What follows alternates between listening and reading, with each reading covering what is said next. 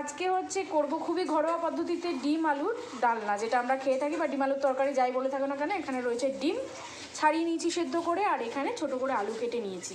তো রান্নাটা আশা করি সবাই জানো, বাট যারা নতুন শিখবে তাদের জন্য প্রেফারলি আমি রান্নাটা দিচ্ছি। দেখতে থাকো। লাল করে ডিমটা ভেজে নেব। তেলের মধ্যে দিয়ে দিয়েছি, এটাকে ভালো করে একটু লাল লাল করে ভেজে নেবো। আর একটু লাল একদম কষা ডিম খাবো আলু দিয়ে, লাল লাল করে একটু ভেজে নেবো। এখন একটু হলুদ নুন দিয়ে দিচ্ছি, চাইলে তোমরা হলুদ নুন মাখিয়েও কিন্তু ডিমটা ভাজতে পারো, যে যেরকম খুশি সেভাবে করবে।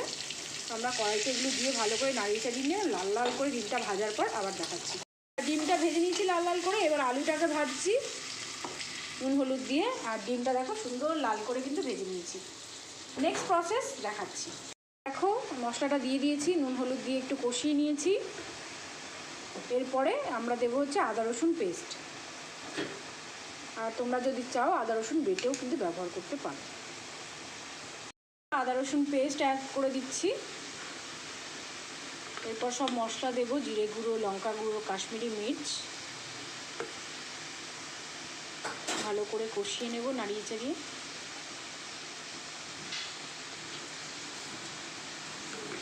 মশলাগুলো অ্যাড করছি, সামান্য লঙ্কার গুঁড়ো।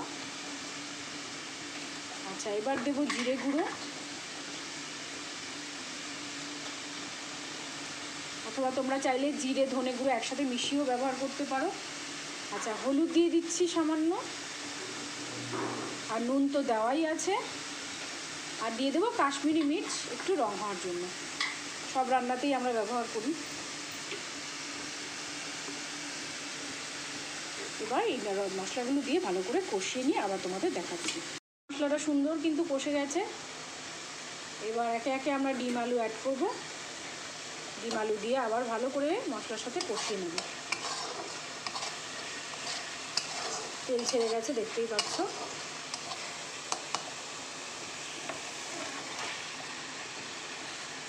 এবার ডিম আলুটা দিয়ে ভালো করে কষিয়ে কিন্তু জল দেবো।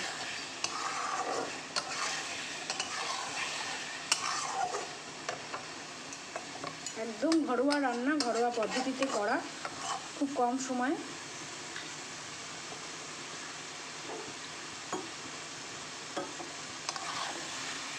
কষাচ্ছি, এবার একটু জল দেবো, সামান্য একটু জল দিয়ে আবার একটু কষিয়ে নিচ্ছি। কিন্তু তৈরি হয়ে গেছে, দেখতে পাচ্ছ কি সুন্দর গাঢ় ঝোল হয়েছে। এবার এর উপরে একটু দেবো ধনেপাতা আর একটুখানি গরম মশলা দিয়ে নামিয়ে নেব। দিয়ে দিচ্ছি গরম মশলা গুঁড়ো আর ধনেপাতা কুচি করে দিয়ে দিচ্ছি।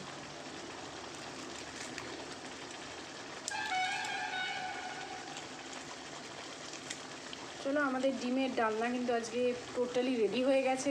সবাই অবশ্যই ট্রাই করে দেখো কেমন হয়েছে রেসিপিটা, আমাকে জানিও। তো আজকের মতো এখানেই শেষ করছি, আর একদিন নতুন রেসিপি নিয়ে হাজির হবো। টাটা।